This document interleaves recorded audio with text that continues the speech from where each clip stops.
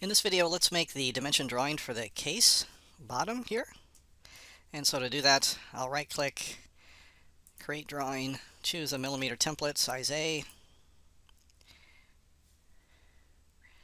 And what we're trying to reproduce is two drawings, this one and this one. There's a lot of information here, so we'll just have to get started here. So the first thing I'm going to do is paste or insert the front view here, and then top view, and then project the right view, and then I'll click again and we'll put the isometric view up here. Let's make it shaded, and each of the other views we want to show hidden lines.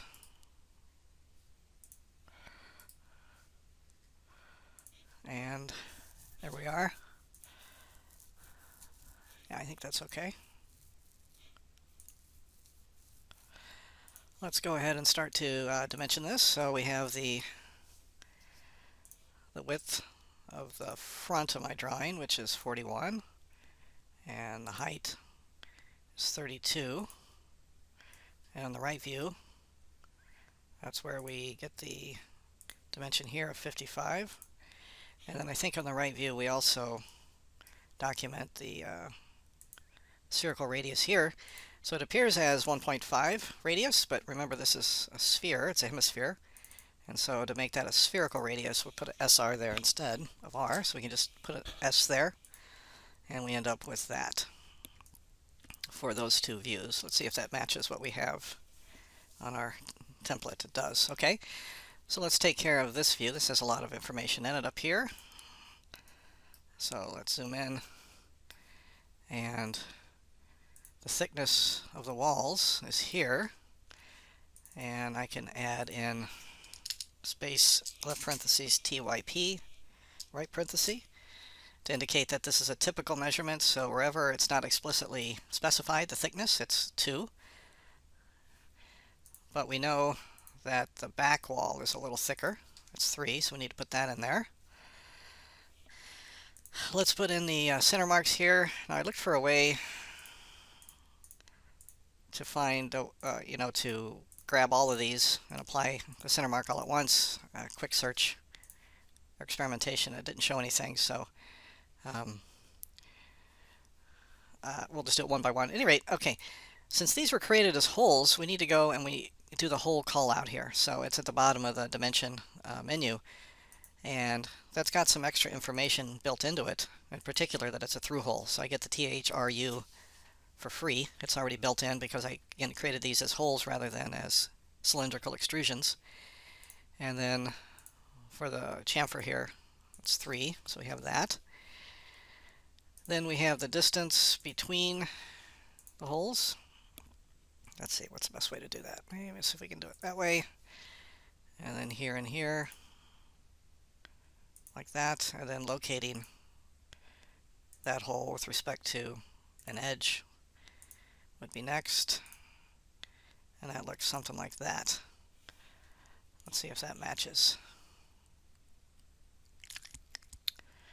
I think it does. We forgot to put the typical on the fillet. So, yeah, there it is. It's remembered that I used that before. And I think here I did have this like that. So I think those are finished. Now what we want to do is we want to make a section cut here. So right through here. And that's going to give that view. So that's like our eye is here looking in that direction.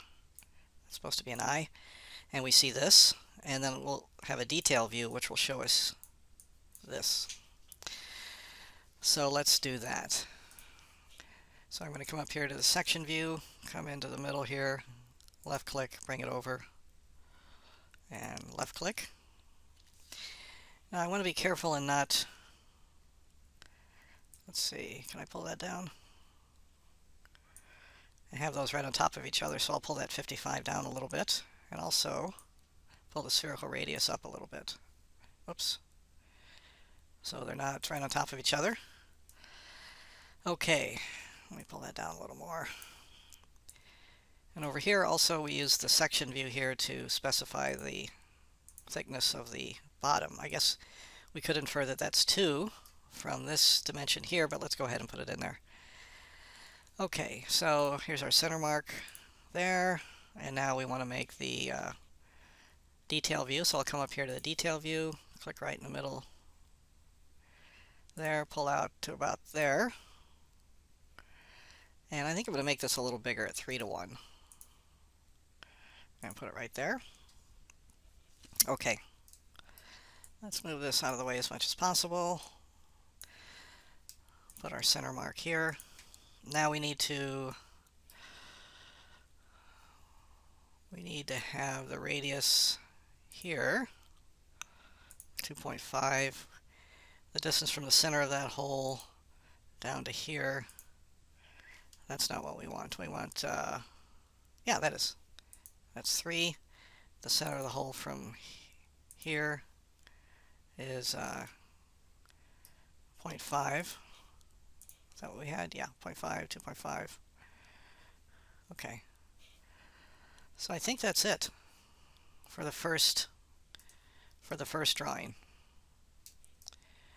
Okay. How about the second one? That is here, and this one mainly deals with some information on the latch and the hinges. So in this one, what I'm going to do is use this face here as my front in the drawing. So if I come back here to the part, that's going to be the right view in the part file. Okay. So let's do create drawing.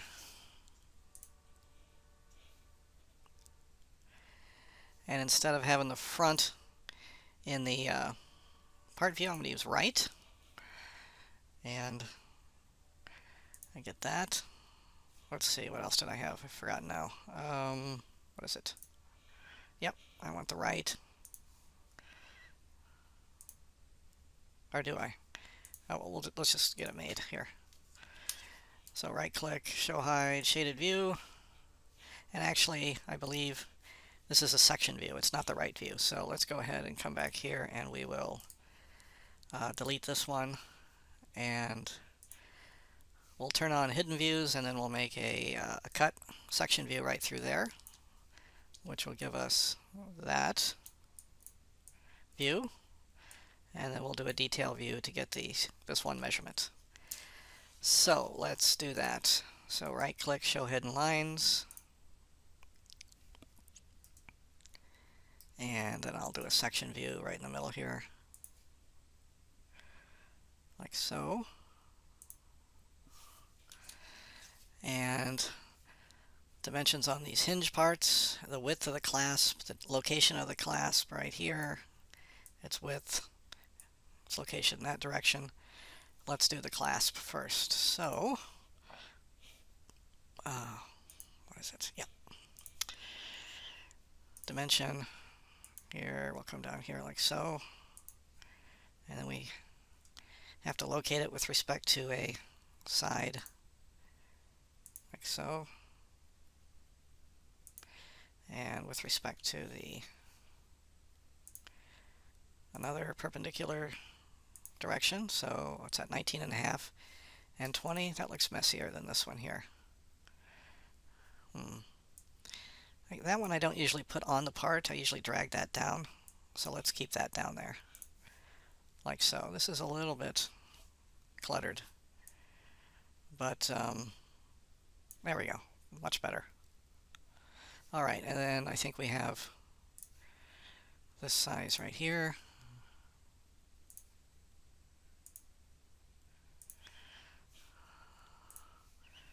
So that's that one and that one. 19.5, 20, and 15. That looks okay. Alright. I think we just have the detail view to make, and that one dimension there in terms of the depth of the hole there. So let's go up to detail view. Grab that. Let's see, what was the size of that thing? 2:1. Let's go ahead and make it a little bigger. Can we fit 4:1? Why did I choose 2 to 1 in the original because it fits nicely there. Alright, so the only thing we have to do here is the depth of the hole there for the clasp. And yeah, I think that's good. It differs a little bit in terms of the placement of that dimension, but I think it's okay. So those are the two dimensions, and that is how you make the dimension drawings.